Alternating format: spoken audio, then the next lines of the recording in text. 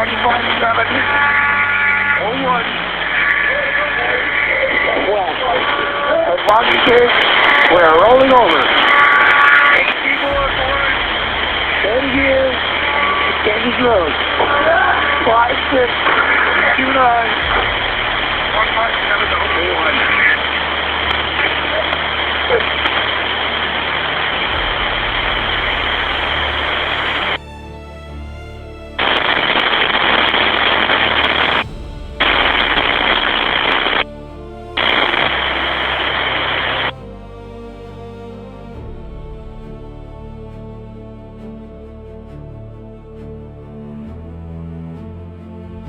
By the last day of 2019, the Scandies Rose was underway from Kodiak toward the fishing grounds of the Bering Sea to fish cod. A full load of pot gear was stacked on her decks. There was nothing unusual about a fishing vessel leaving Kodiak in winter. The work does not stop because the weather is cold, and the Bering Sea cod fishery was just starting. 7 men were aboard. On the evening of December 30th, after loading, fueling, and a full safety drill with training on how to use the immersion suits, life rafts, EPIRB, and how to make a mayday call, Captain Gary Cobban maneuvered the Scandies Rose away from the North Pacific fuel dock in Kodiak and headed out the channel. About 5 hours earlier, the National Weather Service had posted a forecast calling for gale warnings and heavy freezing spray along the route. They left at 8:35 that night, making 9 or 10 knots through Kuprianof Strait, and then southwest down Shelikof Strait, Kodiak Island on one side, the Alaska Peninsula on the other, bound toward False Pass and the Bering Sea cod grounds. Just before 2 in the morning on New Year's Eve, they cleared Kuprianof and steadied up on a heading of 240 degrees. The captain passed the watch to a deckhand and left the bridge. Through the early hours, the men rotated the watch and made their engine room rounds. Around 5 o'clock, ice likely began to stick on the boat. Between 6 and 7, one of the deckhands saw about an inch of ice filling the mesh of the forward-starboard pots and ice on the exterior railings. An hour later, another man had the watch. He reported the weather worsening, wind and seas on the starboard bow, a couple of seas over the bow, ice building on the starboard side and the forward gear. Both men judged it not yet severe enough to send the crew out with picks and mallets. At 8 that morning, the watch was passed back to the captain. The boat was still on an even keel, no list. The day went on with continued freezing spray. By late morning, around 11:18, Gary called Dan, the captain of the Amatuli and the majority owner of the Scandies Rose. The Scandies Rose was about 17 miles west of Cape Ikolik. He told Dan it was very cold, with light icing and heavy seas. Around 2 in the afternoon, he came off a long stretch on the bridge and handed navigation back to the crew. Engine RPM stayed about the same, but her speed had fallen to roughly 6.5 knots due to opposing seas. Through the afternoon and evening, the weather built. One deckhand later said the wind and seas started coming up a lot more and got progressively worse all day, the boat bucking into steep seas, quote, making a lot of spray, and the spray was making ice, unquote. By late afternoon and into the night, the ice was no longer light.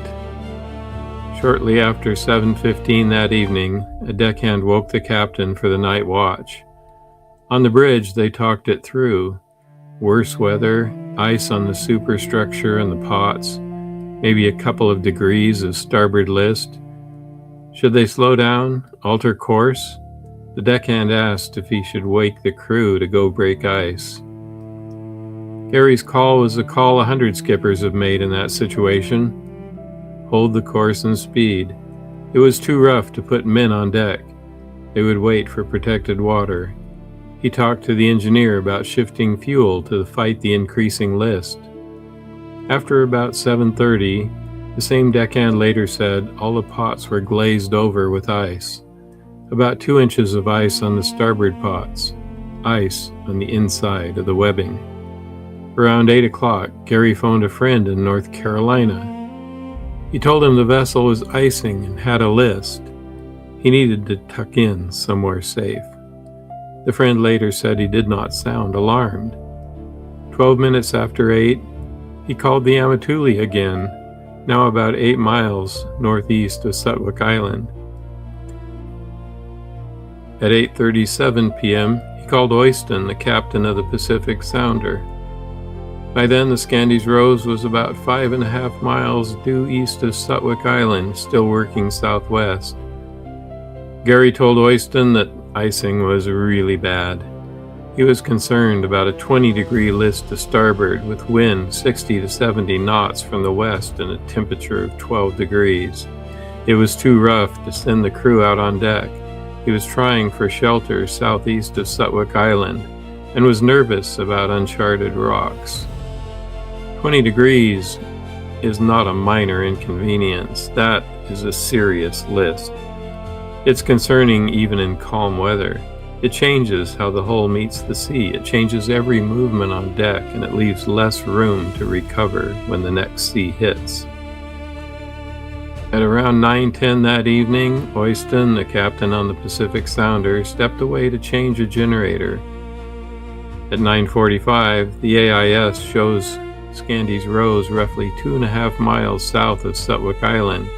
She turned about 50 degrees to starboard, northwest, toward the southern bay in what looked like sheltered water.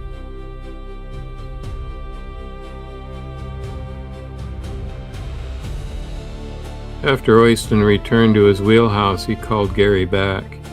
Gary's tone had now changed. "I don't know how this is going to go," he said. He said the list had gotten a lot worse. The call ended as the boat went over on its side. Men off watch were jolted awake by a sudden, sustained starboard heel. One deckhand ran for the bridge. "What's going on?" I don't know. I think we're sinking," Gary said. When a boat rolls, weight low in the hull helps her return upright. Weight high does the opposite. Ice on the railings, rigging, superstructure, and crab pots lifts the center of gravity. Asymmetric ice makes one side heavier. That is not ordinary rolling. It is a persistent list, a tax on stability that freeboard cannot forever absorb. Each change can look manageable alone, a little more ice, a little more list, a little less freeboard. They do not stay separate. They reinforce each other. Sometimes viewers asked, was it just ice? Well, the ice was real, that is not in dispute, but ice was not the single switch either. The record supports a chain, freezing spray through the day, weight high and heavier to starboard, a lean that grew from almost nothing at 8 in the morning to 20 degrees by 8:30 that night, a turn toward shelter that took away whatever balance the wind and ice gear had been holding, openings near the water in a vessel that could finally not recover. Not one isolated failure, but a boat losing the ability to come back upright. At 9:55 p.m., Gary got the mayday out. Mayday! Scandies Rose! Scandies Rose! Scandies Rose! We are 5-6, D9, 54 north, 157, 01.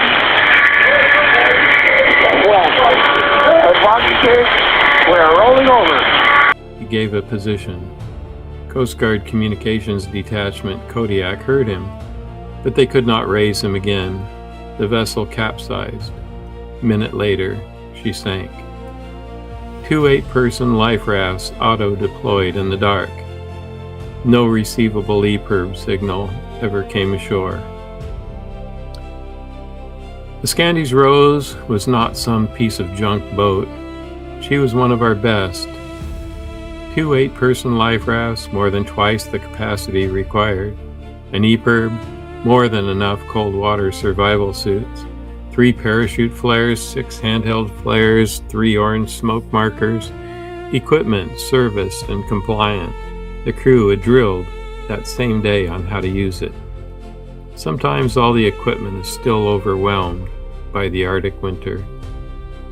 When a fishing vessel goes down in that water, the difference between life and death is often measured in minutes. Then in gear you can still reach. The survivors put the span from sleep to water at roughly 10 minutes. There was no long, orderly abandonment. 2 deckhands, Dean and Jon, made it into immersion suits and out the portside wheelhouse door while the lights went out and the boat heeled over harder. They did not get another man off with them. A wave took both of them into the sea. Whether anyone else cleared the hull, no one on the life raft ever saw. Abandoning a boat in the Gulf of Alaska in December is not a drill. That water is cold enough to take a man's strength in minutes. I know because I've been in that water in winter during a snowstorm when a huge wave washed me off the deck into a violent, frigid ocean. Entering freezing water is immediately paralyzing. Add 30 to 40 foot seas, blinding snow, and coughing up the seawater inhaled, and there you are. Once the cold shock and the coughing and the panic subside, the gravity of the situation is apparent. I saw my boat pulling away into the dark night. If men made it off the Scandies Rose, they may have watched her go and watched hope go with her. About 20 minutes in the water, Dean saw a life raft, swam to the raft and got in. Minutes later, Jon heard him and reached the same raft. They found the equipment pack. They fired several flares into a night that did not answer. The EPIRB, meant to transmit the boat's position to search and rescue, sent nothing anyone received. The survivors did not take it with them. It may have been trapped by the wheelhouse as it went down. Later, an empty bracket would be found on the sunken wreck. The beacon itself has never been found. Coast Guard Air Station Kodiak launched an MH-60 Jayhawk helicopter around 11:30 p.m. The cutter Mellon was diverted from near Dutch Harbor, roughly 20 hours away. A C-130 lifted off from Anchorage for search and rescue radio relay. Around 2 in the morning on New Year's Day, the helicopter was on the mayday coordinates. They found one raft empty. Shortly after, a flashlight from the second raft was spotted. At 2:08 a.m., the hoist began. Both men came up. They told the crew they had seen no one else leave the boat. At 3:40 a.m., about 6 hours after the mayday, they were on the ground in Kodiak and were taken to the hospital for treatment for hypothermia and exposure. The search went on. More than 1,000 square miles were covered. A second helicopter, more C-130s, and the Mellon when she arrived that afternoon, so iced on her own decks from the transit that she had to stop and break 2 or 3 inches of ice before she could work. At 6:08 that evening, about 20 hours after the mayday, search and rescue for further survivors was suspended. After a loss like this, the first question is almost always, whose fault is it? Investigations exist because that question is almost never simple. The NTSB's probable cause was not one act. 2 forces sit at the center of the record: inaccurate stability instructions that left too little residual margin to resist capsizing, combined with heavy asymmetric ice under localized wind and sea conditions more extreme than forecast. People go to the captain first, but the board did not frame Gary's conduct or the crew's as the cause. The crew loaded to the stability instructions aboard. If those instructions understated the real margin, including how open pots take ice inside the webbing, not only on the outside the old formulas imagined, then following the paper would not make the boat safe. Compliance is not the same thing as stability. That distinction matters. For Gary Cobban's name, for the men who sailed with him, and for every deck that still trusts a booklet when the sea starts to freeze onto the boat. Stability instructions tell a crew how a vessel may be loaded and keep enough reserve to right herself. Deck weight, tanks, ice assumptions. The problem was not simply that someone ignored the booklet. Once heavy ice built unevenly, there was just too little margin left. Vessel stability is calculated by a naval architect after tests that measure how a boat behaves. To be clear, marine surveyors like myself are not naval architects. We are not qualified to develop or analyze stability criteria. The investigation found Captain Cobban could have relied on stability information that overstated how many pots could be carried in icing conditions. The paper said one thing about how safe the load was. The sea said something else. The marine forecast included freezing spray. Winter water around Kodiak and the Alaska Peninsula often does, but a large area forecast cannot always resolve what boils off one frozen ridge and rakes one stretch of water at Sutwick Island. A crew can leave under a warning that is broadly correct and still meet a pocket worse than the product promised. The route the Scandies Rose took that last voyage was in familiar water. I've run it many, many times. One winter, nearing the west end of Shelikof Strait, we were making ice at a scary rate. I turned tail into Bumble Bay, near the west end of Kodiak Island. We sat there 3 days, frozen. Gary was trying for the same kind of shelter southeast of Sutwick Island, but he was too far along the route when conditions demanded it. The turn towards safety was also the turn that made the list worse. That is not irony for a script. That is how thin the margin had become. After a boat like the Scandies goes down, uninformed explanations arrive fast. They're usually too small. Some commenters say, well, it was just an old boat that sank. The Scandies was built in 1978, and this fleet, that's not old. Most of the boats still fishing are from that era. We have boats fishing that were built in the 1940s. They built tough boats back then. Age was not the factor in her loss. Some commenters think that the captain just overloaded the boat. This is common, but unfair if left raw. If men load to the instructions they are given and those instructions are wrong, overloaded aims at the wrong layer of the system. With accurate stability information, the choices made that day may have been different. Some commenters have said that the forecast alone explains it all. While freezing spray was real, the conditions were severe. The NTSB did not stop at just another bad night. They pointed to local conditions worse than forecast, on top of a margin already thinned by inaccurate stability instructions. Weather is often the last straw. It is rarely the only one. Some commenters think that the sinking was caused by a hole in the trash chute. The trash chute is a small flume that's used to put discarded animals and junk from the pots back over the side. For the 2019 shipyard, the trash chute did have a hole. During the shipyard period, I saw it, photographed it, and required that it be repaired. It was repaired, but during the October king crab season, a small leak was again found. This time, the entire chute was rebuilt by a certified welder and was die-checked for deficiencies. There were no bad welds in that repair work, and the chute played no part in the sinking. This story cannot be reduced to a slogan. This is a sequence of events, where blame cannot be easily placed and why it matters so much more. It matters because 5 men did not come home. My friend Gary, the captain, 60 years old, a longtime fisherman, a man I have known most of my life, and I knew his father before him.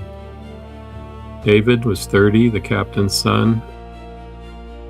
Arthur, 50, Brock 47, Seth 31. I did not know the other men as well as Gary, though I'd been around them many times. They were always helpful and respectful, something I greatly appreciate. I've known Dean's dad, Dean Gribble Sr., a long time. Commercial fishing in the Bering Sea has always been high risk. As a surveyor, my primary purpose is protecting the safety of life at sea. At the time of this production, it is not yet regulation, but third-party examiners like myself have been advised to recommend a new stability report every 10 years. We are also comparing the gear weight a boat is fishing now against the gear weight assumed in a stability book. Stability in icing conditions is under particular scrutiny. Before she was a case file, the Scandies Rose was a working boat. 130 feet of steel, a name men signed onto, a deck that had seen seasons, ports, arguments, long watches, and the ordinary faith of leaving harbor because the work and the payday were out there in the Bering Sea. She carried 7 men west from Kodiak at the end of 2019. 2 came home, 5 remain with the sea near Sutwick Island. If this story has done its work, it will not leave you with a neat villain or tidy explanation. It will leave you with a vessel as she was, with the people who worked her, trusted her, and in 5 cases, never came home. I missed an opportunity during the Coast Guard and NTSB hearings to give the families of the lost fishermen some solace from personal experience. It is not much, but it is all I have.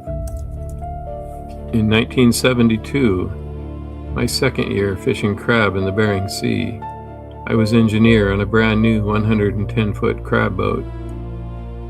Transiting Unimak Pass in a violent storm, the boat was completely engulfed by a big wave. I was in the wheelhouse when the wave hit, and the old Norwegian captain, a master mariner, looked at me through the suddenly darkened wheelhouse and said, "Well, Sonny, it looks like this is it." Meaning, we were going to die. I was sad. I thought about the life I would miss, being married, having children, family, all those dreams gone. At the same time, I was enveloped in peace, and I was okay with it. What I felt was the love and peace of God. In mere moments, the wheelhouse windows would have imploded and thousands of gallons would have rushed in, but it was all okay. Nothing left to do except wait. I hope those men on the Scandies Rose were able to feel that peace. I hope they were able to take that hand reaching for them, not a hand of deliverance, but a loving embrace from beyond, accepting them home. I did not die that day. The boat eventually emerged from its short submergence with some slight damage, and I lived to die another day. On the Scandies Rose, 5 men died because even good boats and careful men can meet overwhelming conditions. That is the hard truth of the Bering Sea. This is not just the story about how a boat was lost. It is the story of people who worked her, trusted her, and never came home.